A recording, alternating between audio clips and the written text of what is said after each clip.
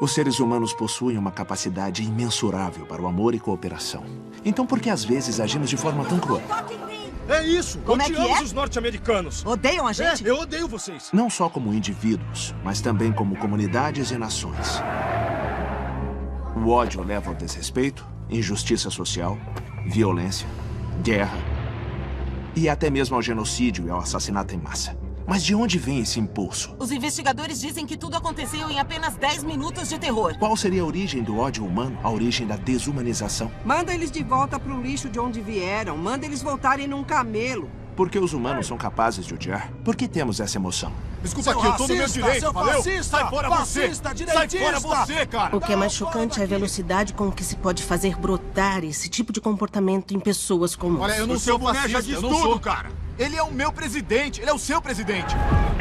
Quando se cria uma atmosfera de ódio, acaba sendo difícil de reverter. Por que nos odeia? Porque são mexicanos. Porque somos mexicanos? Sim. Não, calma, não! Com certeza o ódio pode existir entre indivíduos, mas essas forças psicológicas acabam amplificando os conflitos entre grupos. Nós temos percebido que a propaganda tem sido usada efetivamente aqui como um caminho para o genocídio. Essa propaganda mata. Houve um tempo em que a gente achava que o papel da mídia seria como um propagador neutro de fatos. Mas isso mudou. A mídia se tornou um instrumento facilitador para que as pessoas se comportem de forma desumana, propagando o ódio. Defino o terrorismo como deixar eles com medo para que pensem duas vezes. Na verdade, eles disseram que os seus crimes estão entre os mais terríveis que qualquer um possa ter cometido. Foram uma afronta a toda a humanidade. Você pode ter uma compreensão das evidências, dos fatos, mas sempre existe um fator humano do porquê fizeram isso. Como eles puderam fazer isso?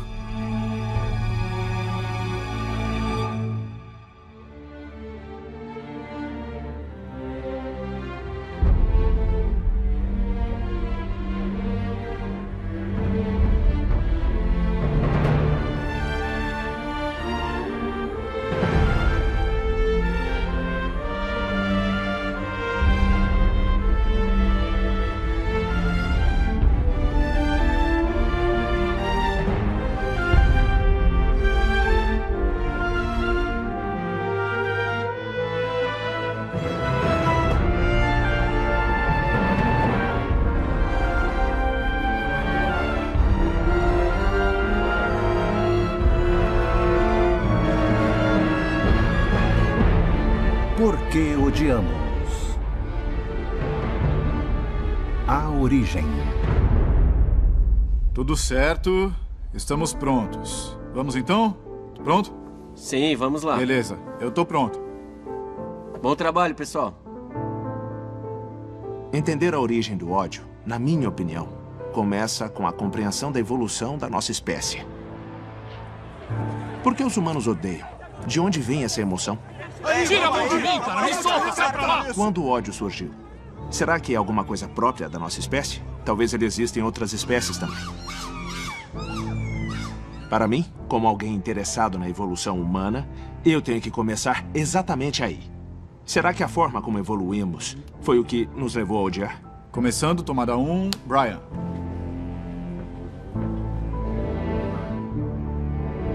Eu sou um antropólogo evolucionista. Então, o objetivo do meu trabalho é ter uma melhor compreensão do que significa ser humano.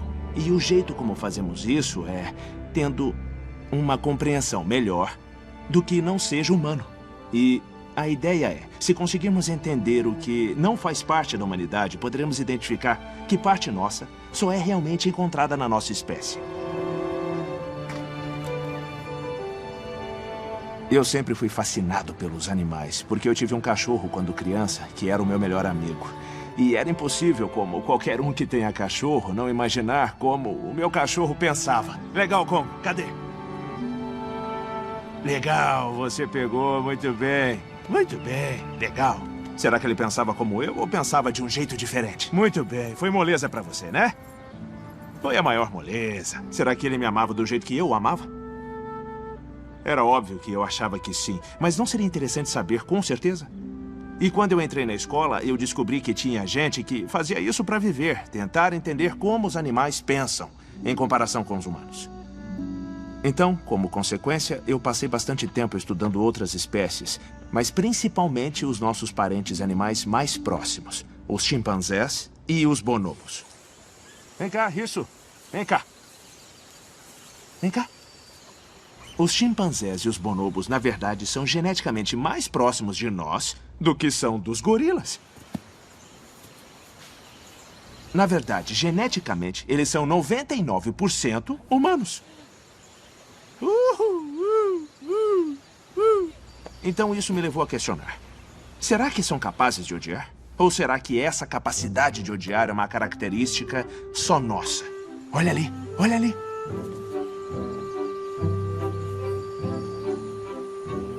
Os bonobos e os chimpanzés são fascinantes, porque são bastante similares. Eles possuem uma interação social muito rica. Eles criam laços duradouros entre si e possuem uma alimentação parecida.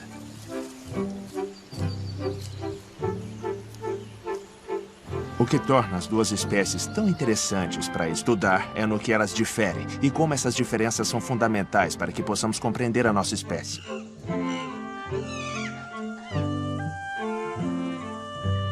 É difícil diferenciar os chimpanzés e os bonobos só de olhar para eles. Eles são muito parecidos. Eu não conseguia diferenciar um chimpanzé de um bonobo quando comecei.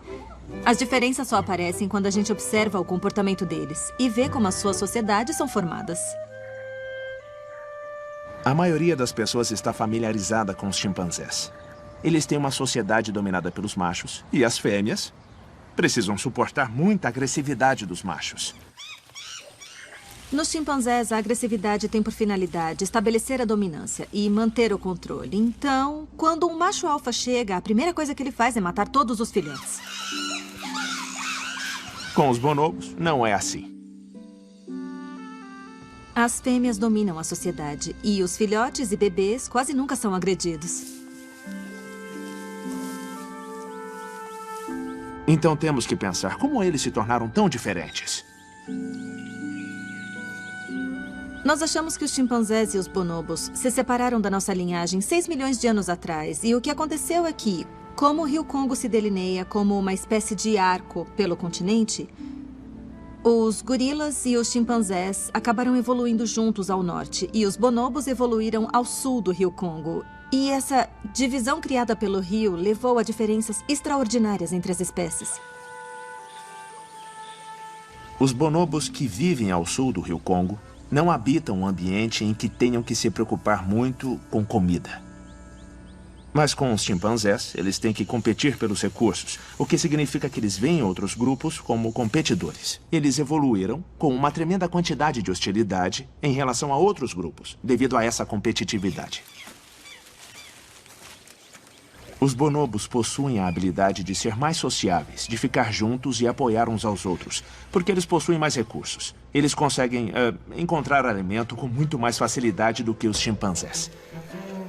Os chimpanzés podem ser amigáveis, mas quando um grupo de chimpanzés encontra outro grupo de chimpanzés, haverá hostilidade. Eles serão agressivos uns com os outros.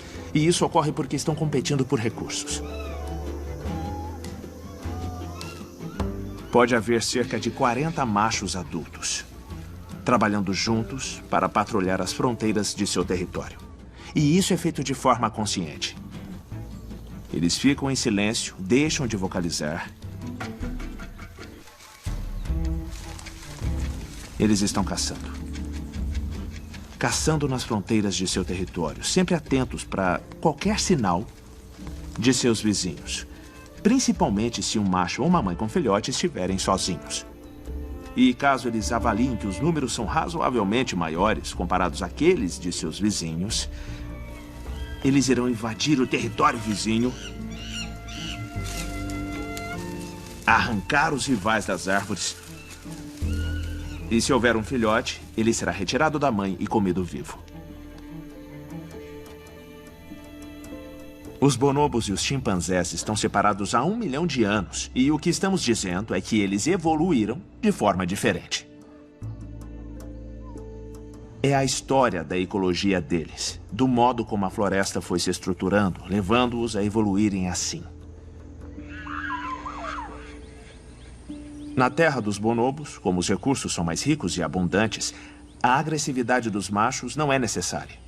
Mas a agressividade dos chimpanzés é uma estratégia muito bem sucedida no ambiente deles.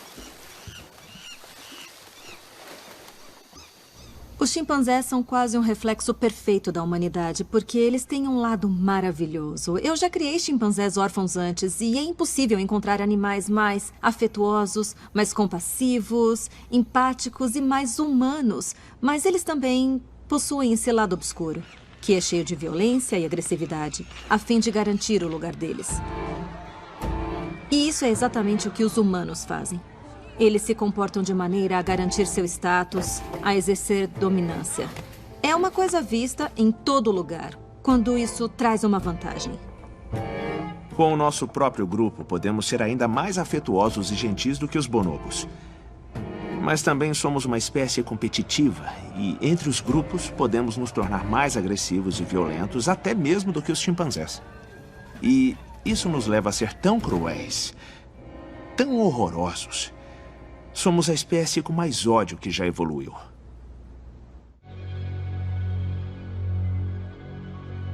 Há 50 mil anos atrás, havia outras espécies de humanos.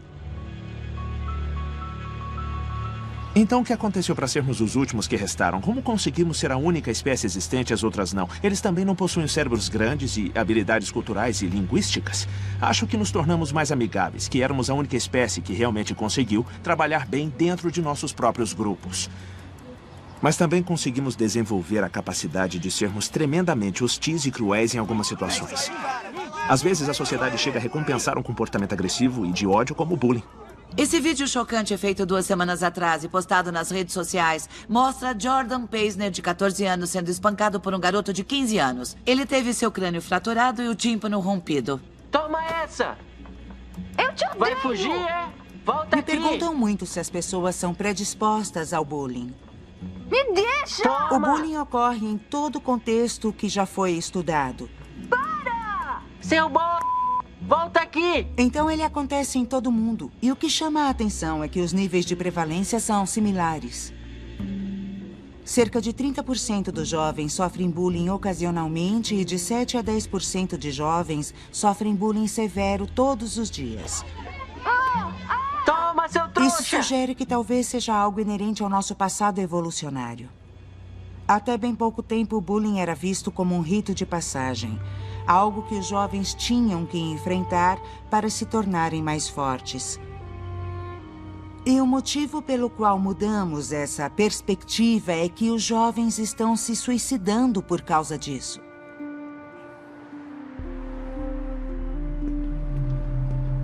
Meu nome é Oliver Graves. Desde pequeno, eu sempre fui diferente. Eu mudei bastante de casa e sempre me sentia sobrando. Quando criança, eu me sentia bastante incomodado com o meu corpo e não conseguia entender o motivo. Quando entrei no ensino médio, comecei a aprender sobre as pessoas transgêneras e o que significava isso. Descobri que era exatamente como eu me sentia. E depois de me assumir, eu era agredido nos corredores, levava surras, já fui chamado de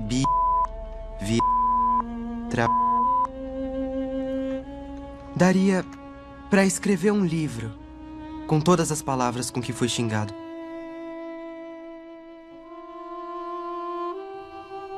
Eu me assumi em abril e fui hospitalizado em outubro por tentativa de suicídio.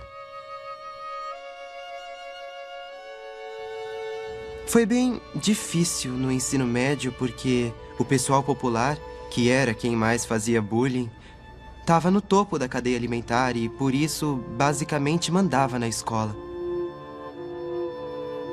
Costuma-se pensar que os jovens que praticam bullying de modo geral são marginalizados e mais impulsivos que os outros. Mas a maioria dos jovens que pratica bullying não é assim. Na verdade, os jovens que praticam bullying com mais agressividade são os mais populares do grupo. E a impunidade leva esses jovens a abusar do seu poder e eles contam com o apoio dos colegas nesse comportamento, que torna o bullying tremendamente difícil de se combater. Eu comecei a sofrer bullying no ensino fundamental, porque eu me mudei bastante de estado para estado, desde o Texas até o Tennessee. E tudo começou porque eu era diferente. Bom, eu tinha uma aparência diferente dos outros. Como a minha mãe e meu pai não se envolviam muito na minha vida, eu tinha que me virar sozinha. Então eu não sabia pentear o cabelo ou fazer outras coisas que as garotas pareciam saber. E a impressão é que as meninas da minha classe percebiam esses detalhes e implicavam comigo por causa disso. Então, lá pelo 6º ano, eu decidi que não queria mais sofrer esse tipo de agressão. Então, eu me tornei agressora.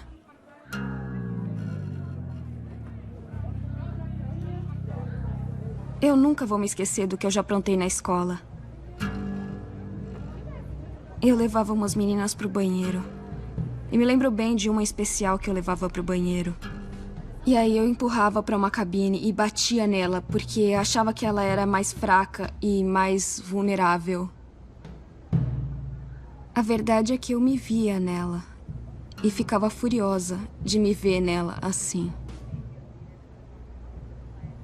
Eu perseguia ela todo santo dia. Queria mostrar à garota toda a raiva que eu sentia. E eu realmente me via como a garota barra pesada, sabe? A turma popular era o meu círculo de amigos, entende? E eles me respeitavam porque eu era má com os outros. E eu não queria mudar. Era uma sensação muito boa. No ensino médio, eu lembro que um dia eu estava na aula e a professora gritou comigo e disse: "Pra fora." Só isso. Ela me disse para ir direto para a sala do orientador escolar.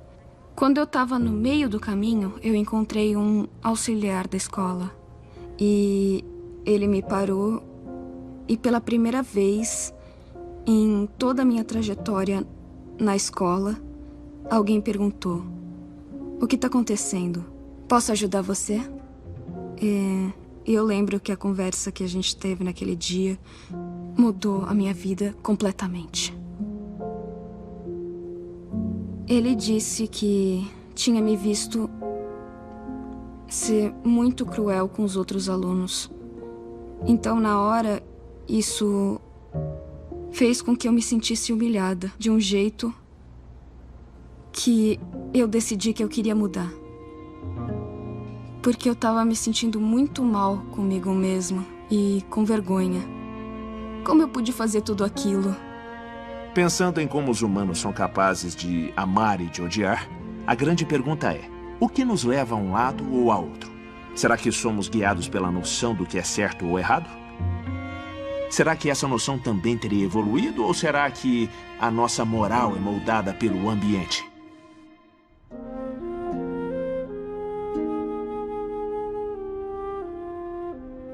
Ao pensar sobre a origem do ódio, não tem como deixar a infância de lado. Como pais, nós fazemos todo o possível para que os nossos filhos façam o que é certo, não o que é errado. Quando pensamos sobre o bem contra o mal, o certo e o errado, será que somos moldados pelo ambiente para sermos bons ou maus? Ou será que o ódio já está presente no início do desenvolvimento, independente da nossa criação? Uma dúvida que todos têm é sobre o instinto versus a criação. Até que ponto somos moldados pelo instinto, seja como indivíduos ou membros de uma espécie? E até onde o ambiente pode influenciar? Será que os bebês possuem uma noção de certo e errado, uma noção do que é bom ou mal? Legal, aqui estamos nós, no Laboratório de Cognição Infantil, onde fazemos testes com os bebês. No Laboratório de Cognição Infantil, nós estudamos crianças de 3 meses de idade até 4 ou 5 anos de idade. Isso, Noah, você está indo muito bem. Meu trabalho trata de qual parte da nossa Constituição seria considerada como inerente da nossa natureza humana, mesmo numa idade tenra. Então, nesses experimentos, nós mostramos aos bebês tipos diferentes de interações num teatrinho e vemos que sentido isso faz para eles. Subindo a cortina.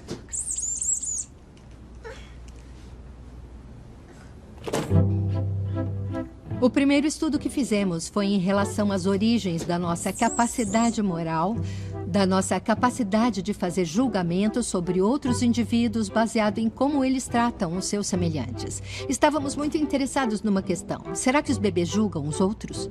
Para isso, criamos várias situações diferentes em que apresentamos personagens aos bebês. Um personagem é prestativo, ajudando o colega a abrir a caixa. E outro personagem chega e trata o colega muito mal, fechando a caixa bruscamente. A nossa questão era muito simples.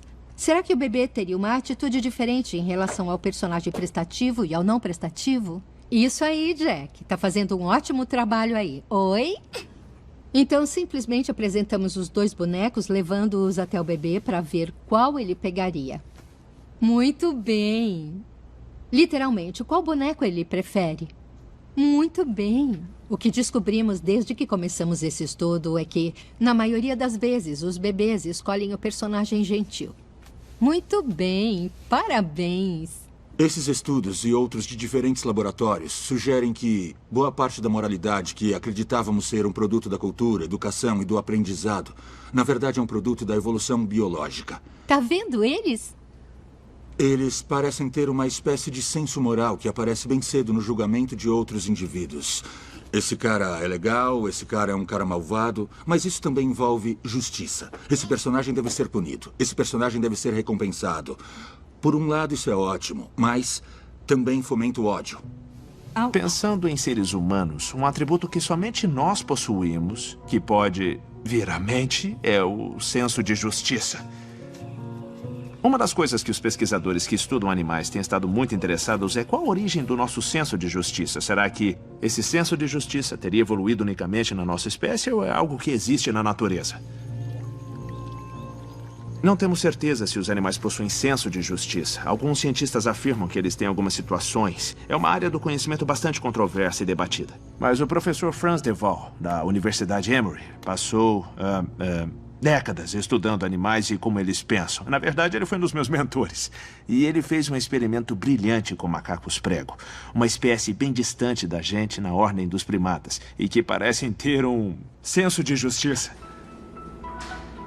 No experimento, os macacos prego tentam solucionar um problema. E, se conseguem, são recompensados. A recompensa é algum alimento. Uma coisa que eles gostam.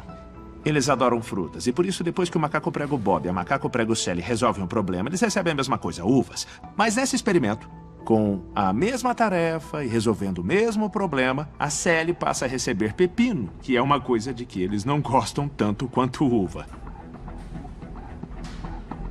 Se você dá pepino para um como recompensa e se fizer isso várias vezes seguidas, enquanto o outro recebe uvas, então aquele que recebeu o pepino fica muito nervoso. A agitação é a emoção que eles demonstram. São aquelas que nós humanos, nós chamamos de inveja ou de ciúmes. O senso de justiça aparece aí, na comparação de um com o outro. Mas o senso de justiça nos humanos é universal. As testemunhas disseram que essa briga que aconteceu em Houston no fim de semana começou num cruzamento. Ele exerce um papel crucial em quase todas as nossas interações sociais, seja em casa, no trabalho ou até mesmo na estrada. E essa surra de um motorista perto de Tampa no mês passado só parou quando a esposa dele sacou uma arma. Quando sentimos que fomos tratados injustamente, também nos sentimos perseguidos, ameaçados. E isso realmente pode liberar o lado mais sombrio da nossa natureza. Seu grande filho da... Você vai ver! Para com isso! Para com isso! O ódio e a violência podem aparecer quando nós nos sentimos injustiçados. Você me cortou, seu filho da p... Você tá louco, é? Filma isso! Brian Here, filmando, tomada 7. Existe uma expressão de ódio que tem explodido com frequência nos últimos anos. 3 dos 10 piores massacres da história dos Estados Unidos aconteceram nos últimos 5 meses. Eles estão com medo de ir à escola por isso. Isso se tornou uma epidemia. O que levaria alguém a querer se vingar de um grupo inteiro de pessoas, fazendo vítimas que são completamente inocentes? O que transformaria o ódio num assassinato em massa? A porcentagem de pessoas responsáveis por assassinatos em massa, apesar de parecer bem grande, na verdade é bem pequena. A incidência tem aumentado nos últimos anos sem sinal de declínio, só que a forma como os massacres acontecem é o que assusta mais. Outros homicídios por armas de fogo frequentemente ocorrem no contexto de violência entre gangues, perpetração de crimes, violência doméstica, e são mais fáceis da gente se distanciar e pensar: eu não frequento esse tipo de lugar, eu não vivo nesse tipo de ambiente, eu não participo dessas atividades, então não vai acontecer comigo. Mas o tipo de morte que ocorre no contexto de um massacre pode acontecer com qualquer um de nós. Qualquer um que frequente uma escola, uma igreja, um shopping ou um cinema. Estamos todos vulneráveis a isso. Se olharmos os casos recentes de massacres, eles possuem várias causas. O garoto apresentava indícios claros. Havia sinais perturbadores percebidos nas postagens nas suas redes sociais. Ele estava prestes a explodir. Algumas das causas são decorrentes de fanatismo religioso, outras são decorrentes de doença mental. Algumas delas são decorrentes de misoginia, entre outras coisas. Pode pelo menos dizer se ele estava frustrado com seu relacionamento com as mulheres? De novo, como é parte das evidências, isso fará parte da nossa investigação. A psicologia humana é complicada. E a quantidade de argumentos mentais obscuros que podem aparecer é bastante ampla. E para cada pensamento maldoso que possa passar pela nossa cabeça, há uma série de gente online tentando fazer com que isso perdure. Gente que apoia certas narrativas, como, por exemplo, a de que os negros irão tomar conta do país, a de que existe uma conspiração judaica, a de que as mulheres são horríveis e merecem ser punidas. Uma característica importante desses atiradores é que eles são pessoas que esperavam algo do mundo e que não estão conseguindo. Toda mulher que os rejeitou, todo colega que tem um carro melhor do que eles, cada pessoa que passou por eles num corredor e esbarrou sem se desculpar, eles se lembram de todas essas coisas, vão juntando tudo, se apegam a elas e deixam que explodam. Esse pessoal popular nunca me aceitou. E agora vai pagar por isso. Em 2014, Elliot Rodger matou 6 pessoas e depois se matou, bem como feriu outras 14 em Isla Vista, na Califórnia. E antes do massacre, ele colocou um vídeo na internet e mandou um e-mail para os pais e o terapeuta com um longo manifesto explicando os motivos por ter feito o que fez. Eu tenho pensado muito em como a minha vida é triste e injusta.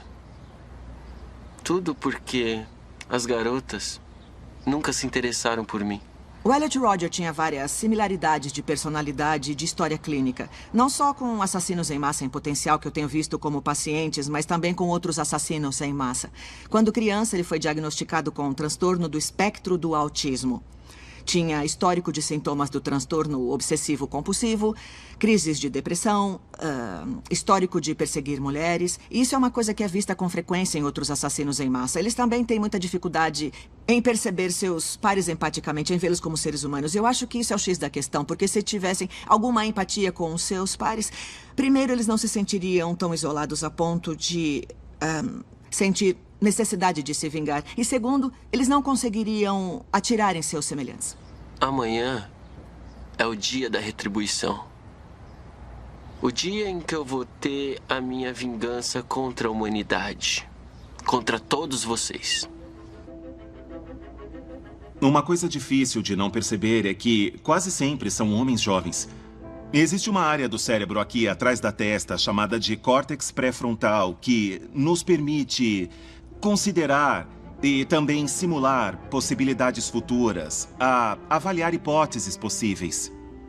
Essa é a parte do cérebro que se desenvolve mais lentamente. O que ocorre nos garotos é que eles desenvolveram toda a capacidade física, a visão de mundo, de justiça e injustiça, mas essa parte do cérebro que nos dá certa sabedoria não está desenvolvida e não vai se desenvolver até os 25 anos. Ninguém escolhe se tornar um assassino em massa. Somos o que somos por causa do cérebro, que é determinado pela genética com que nascemos. Ele é mesclado com todas as experiências que tivemos, principalmente na infância. Isso também não se escolhe, não escolhemos os nossos genes ou experiências, mas tudo isso leva o cérebro a determinadas trajetórias. Meu nome é Nick e eu serei o próximo assassino em massa de 2018. Quanto aos assassinos em massa e seu tipo particular de ódio, eles colecionam suas injustiças e fazem esses planos, uma espécie de fantasia de vingança. E não é uma coisa que perdura por dias ou semanas, mas é algo que esses caras planejam durante meses, se não por anos. Escrevem sobre isso, pesquisam coisas na internet, estocam diferentes tipos de armas e munições. Eu estou com uma vítima aqui. Ele atirou na gente pelo lado oeste da escola. A mídia possui uma certa responsabilidade nisso, com sua cobertura extensiva. Toda vez que falamos sobre assassinos em massa, toda vez que eles aparecem na mídia, essa exposição acaba estimulando a fantasia de vingança de alguém que quer ser violento de uma forma pública e dramática. E isso afeta a mente adolescente. Eles têm essa coisa chamada de egocentrismo adolescente, que os faz achar que são especiais, que ninguém é capaz de sentir a mesma coisa que eles. E também que todos estão interessados no que estão fazendo. Então, esse egocentrismo adolescente, associado à necessidade de vingança, e infelizmente nos Estados Unidos, ao fácil acesso às armas, é uma receita para o desastre. Nicholas Cruz foi preso e está sob custódia da polícia no momento. Cruz tinha comprado 7 armas legalmente, incluindo uma AK-47 e uma AR-15, que teriam sido usadas no massacre. A maioria dos que fazem bullying não se torna um assassino em massa, mas sim suas vítimas, que decidem se vingar do que sofreram perpetrando um massacre. Olha, eu sei que eu não fui muito legal com você. Eu sei que eu fiz com que você se sentisse um Você me disse isso. Eu tenho certeza de que você já falou que sentiu vontade de se matar por minha causa. E a gente não acredita em como isso é possível. Como uma pessoa que já foi maltratada poderia querer tratar outros de forma ainda pior? Eu zoei com a sua cara. Eu não queria que você ficasse com os meus amigos, mesmo que eu não tivesse feito nada de errado, tipo... Mas isso é o que as pesquisas mostram. Me desculpa, eu te amo. Tá, eu também te amo, cara. A exclusão social, como quando somos escolhidos por último para o time, ela dói exatamente da mesma maneira que uma dor física. O que eu quero dizer, ao examinar o cérebro, vemos as mesmas áreas se iluminarem, tanto para a dor física como para a exclusão social. E isso é o que faz com que a gente queira fazer parte do grupo. Dói muito não fazer parte de um grupo. Agora, isso não é desculpa para que quem sinta esse tipo de dor se torne um assassino em massa. Muitos de nós já nos sentimos excluídos de um jeito ou de outro em diferentes épocas da nossa vida. Será que vamos virar assassinos em massa? Claro que não. Somente uma parcela extremamente pequena da população faz uma coisa dessas.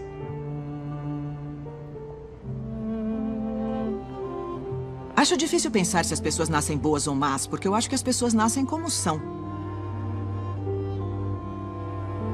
Grande parte da nossa personalidade possui um componente genético importante e é pré-determinada. Mas não significa que não possa ser modificada mais tarde na vida, dependendo do ambiente em que essas pessoas são colocadas. Então, se pegarmos uma mesma pessoa e a colocarmos em 2 ambientes diferentes, ela se tornaria completamente diferente, dependendo da interação entre os seus traços genéticos e o ambiente. Os psicólogos costumam se interessar em como pessoas que nasceram num ambiente de afeto e cuidado podem se tornar pessoas terríveis. Mas o que eu realmente gostaria de saber é como que alguém que tenha sido criado no pior dos ambientes, cercado de ódio e crueldade, pode se tornar uma ótima pessoa, conseguindo transcender o mundo em que se encontra. Por essa razão, o ódio nos traz uma forma de lidar com o ambiente. Quando sentimos que sofremos alguma injustiça ou o nosso ambiente está sofrendo algum tipo de ameaça. O ódio tem uma função. Então vem uma nova pergunta. Estamos fadados ao ódio? Ou teríamos a capacidade de mudar nossos sentimentos em relação àqueles que odiamos? O cérebro é basicamente uma série de neurônios que se organiza e se adapta às experiências. Uma vez que o cérebro tenha aprendido alguma coisa, uma vez que o cérebro tenha desenvolvido o hábito de fazer as coisas de uma certa maneira, de compreender as coisas de uma certa maneira, ele então se torna adaptado a fazer essas coisas. Logo, alguém nascido numa determinada família, numa determinada comunidade, numa determinada nação, tem suas experiências delimitadas pelas circunstâncias do seu nascimento. Então, não é surpresa que a gente cresça com certos pontos de vista. Tenho várias memórias de infância de estar brincando com os meus irmãos. Tínhamos uma piscina no quintal, então várias lembranças felizes de uma infância normal. Vamos lá? Vai! E tenho outras lembranças de estar em protestos junto com os meus primos, dizendo às pessoas que elas iriam pro inferno. Vai pro inferno!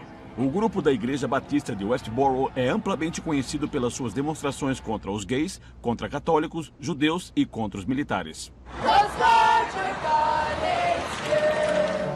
We're marching, we're marching, we're marching to Zion, Lord.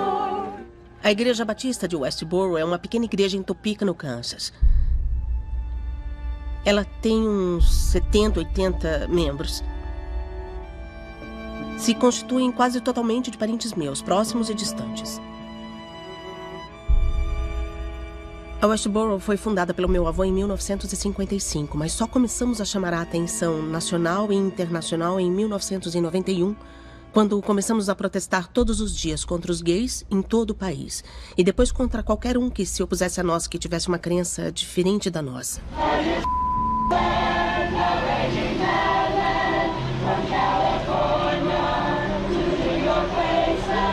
Fomos considerados um grupo de ódio quase imediatamente. As pessoas literalmente paravam os carros, davam meia volta, iam ao meio-fio e abriam as portas ao máximo, só para atingir a gente.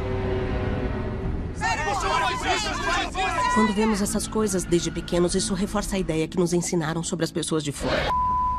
Todas as críticas que recebíamos eram consideradas irrelevantes e ilegítimas. Sair de lá era como pular em águas cheias de tubarões depois de ter feito cortes no corpo todo. Então essa ideia não passava pela minha cabeça, não havia essa possibilidade. Eu não conseguia me imaginar desse jeito, como uma pessoa rebelde que estaria pronta para cometer um ato odioso de traição. Megan Phelps Roper, a neta do pastor da Igreja Batista de Westboro, Fred Phelps, saiu da igreja. Ela está se desculpando com todas as pessoas feridas pela Westboro e por tudo que a igreja já fez. Numa postagem de seu blog, Phelps Roper explicou que ela e sua irmã de 19 anos, Grace, de repente mudaram sua maneira de pensar. A nossa igreja era minúscula, mas o que faltava em tamanho compensávamos com a força de nossas crenças. Cresci acreditando que estava em grande perigo devido ao fato de que o mundo e seus habitantes eram cheios de maldade e que iriam me afastar da verdade a menos que mantivesse vigilância constante. Essa foi a história que me contaram e em que acreditei nos primeiros 26 anos da minha vida. Tem gente que acha que é uma escolha ficar ali. Eu entendo esse ponto de vista, mas também posso dizer que com certeza não me parecia ser uma escolha. Eu nunca imaginei que o Twitter iria me trazer o início do fim da minha fé inabalável na noção de Deus e do mundo que eu recebi na Igreja Batista de Westboro. O Twitter da igreja era superativo e mais do que nunca estava o tempo todo na mídia. Eu chegava a receber centenas de tweets por dia de uma vez. Esse tweet diz que a mídia devia ignorar a Igreja Batista de Westboro. Em 2009, mudamos o foco e tínhamos uma lista de várias cidades dos Estados Unidos com as maiores populações de judeus. Nós íamos para essas cidades e protestávamos nas organizações judaicas que encontrávamos. Vejam esse substituto lamentável de obediência a Deus. Um dia, minha prima estava me ajudando a encontrar pessoas e me mandou uma lista dos 100 judeus mais influentes no Twitter. O David Abitbol era o segundo, e ele tem um blog chamado de Aulísios. Começamos a trocar mensagens e ele começou a me fazer uma série de perguntas sobre os nossos cartazes. E eu perguntava sobre teologia judaica, para que pudesse mostrar melhor pela Bíblia porque eles estavam errados. E ele dizia coisas do tipo, então, eu entendo porque você pensa assim, mas se falasse hebraico, você saberia que não é isso que o versículo diz. Não é isso que significa. Então eu decidi que ia começar a aprender a falar hebraico. Ele me disse que foi aí que percebeu que eu era sincera, que eu achava que o que eu estava fazendo era o certo. E parte do motivo por que ele percebeu que deveria continuar conversando comigo era que eu realmente estava prestando atenção. Como teve gente que se importou comigo, mesmo que eu não merecesse, esse foi o início, foi a ponta da linha para que eu começasse a desembaralhar as minhas ideias. E o meu jeito de falar com os de fora mudou. O meu sentimento em relação aos de fora mudou. E aí, a partir desse processo de abertura, era muito louco pensar nessas coisas, ter essas duas crenças. Acreditar que eu deveria amar o meu próximo e, ao mesmo tempo, orar para que coisas terríveis acontecessem a eles. E eu descobri que tinha essas duas ideias na minha cabeça ao mesmo tempo, só que nunca na mesma hora. Até começar a pensar em sair, eu estava presa nessa contradição. Eu não queria me meter em encrenca, eu não queria ter que sair. Era uma coisa tão impossível para mim e devastadora. Está fazendo 5 anos que eu deixei a Westboro e a minha família. E apesar de que o trauma e o arrependimento não querão me deixar, estão acompanhados por uma sensação profunda de esperança. A lição mais importante que aprendi desde que saí é que a minha história não é só a da transformação de uma ex-fundamentalista. Tem a ver com o poder da compaixão que cria pontes que pareciam impossíveis. Existe muita esperança para muita gente que parece irremediavelmente perdida. Mesmo aqueles, como eu, que desde pequenos foram ensinados a temer e condenar os outros. Muito obrigada por me receberem aqui hoje. Muito obrigada. Obrigada. Só podemos aprender o que experimentamos. Mas as experiências que temos, na verdade, transformam quem somos e irão determinar as experiências futuras. Então, uma coisa legal sobre o cérebro humano é que ele é fundamentalmente um sistema mutável. Normalmente isso não é fácil. Mas, ao mesmo tempo, quando as circunstâncias são favoráveis, as mudanças são radicais. Elas não precisam ser parciais. Na verdade, dificilmente elas são. Beleza.